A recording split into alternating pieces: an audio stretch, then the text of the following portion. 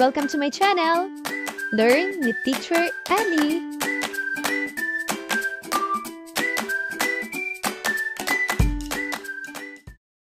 Filipino, Grade 4 Quarter 2, Matatag Curriculum, Week 1, Day 1 Ating talakayin ang pagbasa ng anekdota, lakbay-aral sa aming probinsya. Ngayon, magbalik-aral muna tayo. Ano ang ating nakaraang leksyon?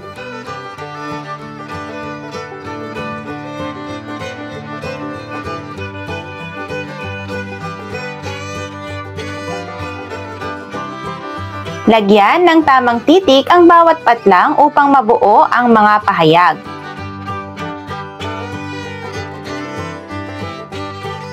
Naaalala mo ba ang mga elemento ng kwentong napag-aralan?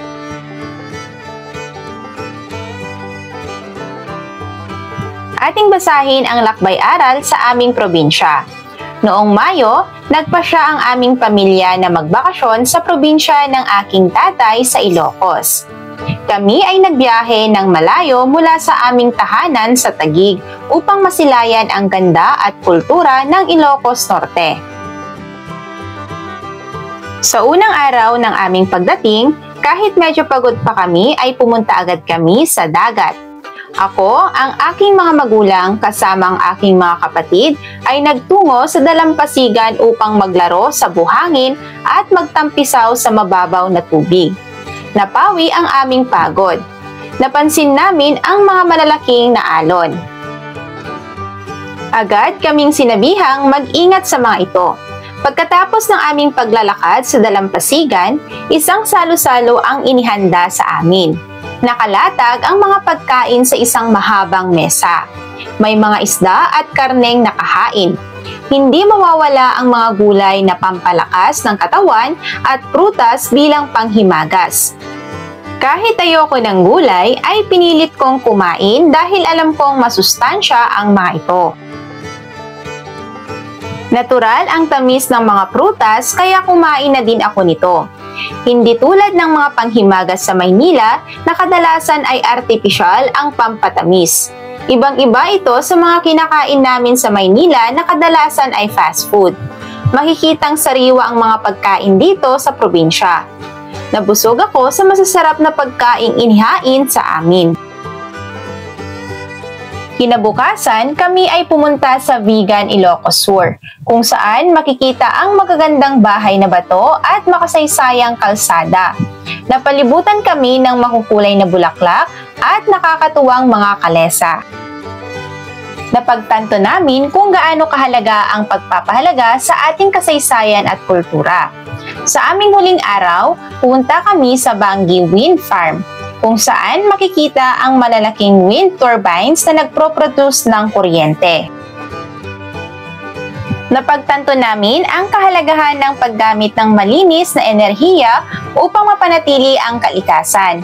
Hindi ko na malaya na nakaisang linggo na pala kami sa Ilocos. Nakauwi kami sa Taguig na puno ng mga bagong alaala at karanasan. Ang aming paglalakbay sa Ilocos ay nagturo sa amin na mahalin at alagaan ang ating probinsya. Nagkaroon ako ng mas malalim na pag-unawa sa kahalagahan ng kalikasan at kasaysayan ng aming rehiyon.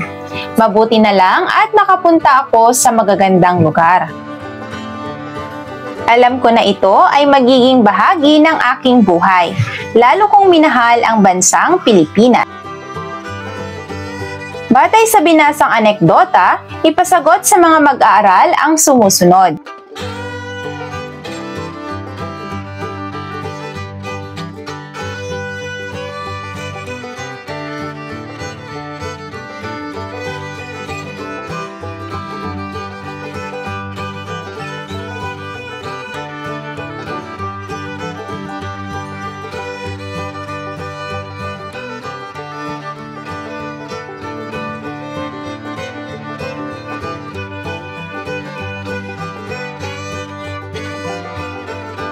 Sa pagsusulat ng anekdota, ang teksto ay kadalasang binubuo ng tatlong bahagi. Ito ay ang simula, gitna at wakas. Sa simula ay tinutukoy kung tungkol saan ang ikukwento. Sa gitnang bahagi ng teksto ay pagsasalaysay ng mga pangyayari o pag-iisa-isa ng mga detalye batay sa nais ikwento. At sa huling bahagi ay ang wakas o huling pangyayari sa teksto.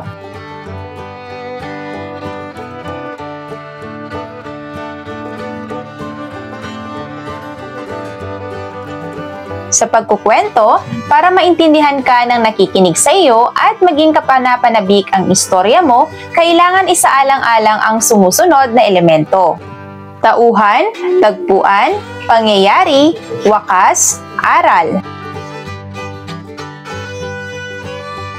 Basahin natin ang talata. Isang magandang araw noon ng linggo. Nagyaya ang aking pamilya na pumunta kami sa parke. Ito ang araw ng aming pamilya para sa outing. Excited na akong sumakay ng aming kotse kasama ang mga kapatid ko. Noong kami ay nasa kalsada, biglang umulan ng malakas. Dahil sa sobrang ulan, nagkaroon ng matataas na baha sa daan. 5 kami sa kotse. Ako, ang kuya ko, ang ate ko, ang aking daddy at ang aking mami. Pinasok ng tubig ang aming kotse kaya mabilis naming binuksan ang pinto ng kotse at lumusong na kami sa baha.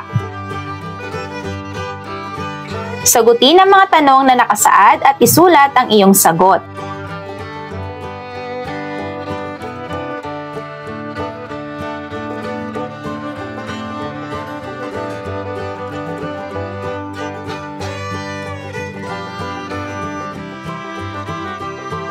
Ano ang iyong natutunan? Ano-ano ang karanasan mo na hawig sa binasang anekdota? Kapag ikaw ang magkukwento, ano ang mga dapat mong tandaan upang maintindihan ang iyong kwento? Batay sa tampok na tekstong tinalakay, gawing gabay ito sa gawain. Buuin ang talata gamit ang simulang pahayag. Isalaysay ang naging bakasyon.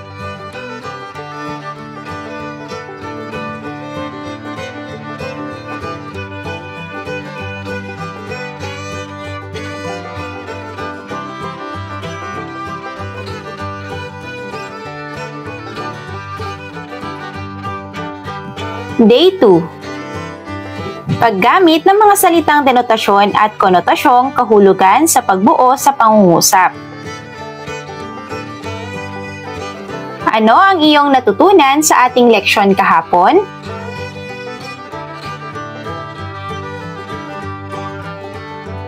Ano ang anekdota?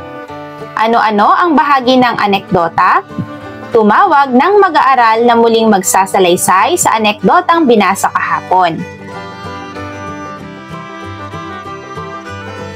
Alam mo ba kung paano magkwento? Ikwento mo ang nangyari noong unang araw mo sa paaralan.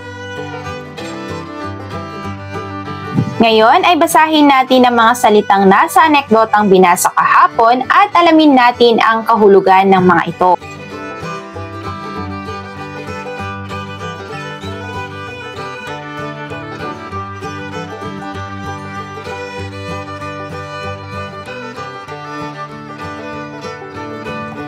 Ano-anong mga salita ang may salungguhit sa bawat pangungusap? Ngayon ay aalamin natin ang kahulugan ng mga salitang ito gamit ang diksyonaryo. Ano kaya ang tawag natin sa kahulugan ng isang salita na matatagpuan sa diksyonaryo? Mapawi, upang alisin o burahin ang isang bagay. Masilayan, upang makita o mahuli ang isang bagay. Namalayan, upang magkaroon ng kamalayan o mapagtanto ang isang bagay.